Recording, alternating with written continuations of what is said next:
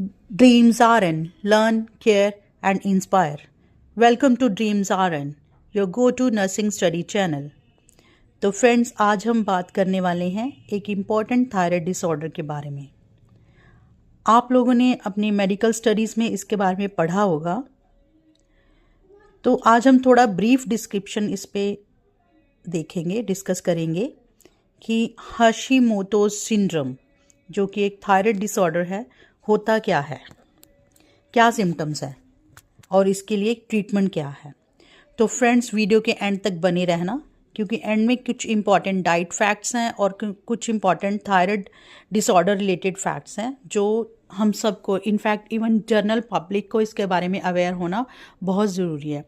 और हम कह सकते हैं कि एक अवेयरनेस वीडियो है कि लोग इसको सुने और अपने हेल्थ के रिलेटेड, अपनी डिसऑर्डर के बारे में अवेयर हों, ताकि हम इसको कंट्रोल में कर सकें, क्योंकि ये एक मैनेजेबल कंडीशन है।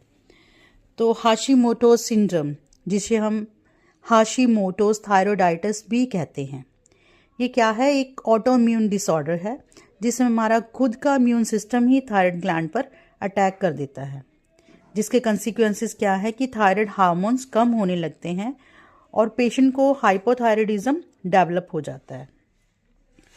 तो इस डिजीज़ में बॉडीज़ एंटीबॉडीज़ बनाता है, जिनका नाम है एंटी टीपीओ एंटीबॉडीज़, यानी एंटी थायराइड परऑक्सीडेज एंटीबॉडीज़ और एंटी थायरोग्लोबुलिन एंटीबॉडीज़।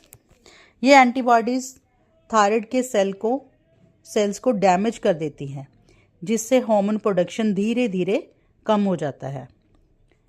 तो ये है इसका ब्रीफ इंट्रोडक्शन। अच्छा जी, अब ये कंडीशन क्यों अराइज होती है, इसका कारण क्या है? इसमें क्या होता है कि जो हमारा इम्यून सिस्टम है ना, हड़बड़ाहट में क्या करता है, जो हमारे थायराइड सेल्स हैं उन पे अटैक करता है। कैसे अटैक करता है कि जो हम उस एंटीबॉडीज़ प्रोड्यूस होती हैं, anti TPO and anti thyroglobulin, वो क्या करते हैं, जब हमारी बॉडी के जो थायराइड ग्लैंड है उन पे अटैक करते हैं, जिसकी वजह से जो वाइट ब्लड सेल्स है वो वहाँ अकोम्युलेट होना शुरू हो जाते हैं। ठीक है जी, और फिर क्या हो जाती है, इन्फ्लामेशन हो जाती है। ठीक है, इन्फ्लामेशन होने की वजह से जो थायराइड सेल्स हैं वो डैमेज हो जाते हैं, और जिससे क्या, जो थायराइड हार्मोन प्रोडक्शन है वो स्लो हो जाता है या फिर होता ही। तो इसके रिस्क फैक्टर्स क्या हैं? पहला है ऑटोइम्यून डिजीज़ेस, जैसे कि टाइप 1 डायबिटीज़ मेलाइटस या फिर रूमेटाइड आर्थराइटिस, ऐसी कई कंडीशंस हैं जो कंट्रीब्यूट करती हैं। नेक्स्ट है जेनेटिक्स और being female and getting older, ये भी हमारे पॉजिटिव रिस्क फैक्टर्स हो सकते हैं।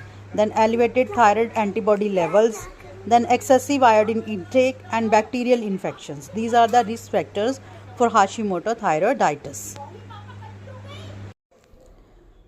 तो अब हम बात करेंगे इसके लक्षण के बारे में कि इसके सिम्टम्स क्या हैं। तो पेशेंट को फैटीग, वेट गेन की, अगर हम खाना कंट्रोल में खा रहे हैं, कुछ लोग डाइटिंग करते हैं फिर भी उनका वेट गेन होता रहता है, मतलब बैलेंस डाइट लेने पर भी वेट गेन हो रहा है, तो ये क्या है, हाशिमोटोज़ सिंड्रोम।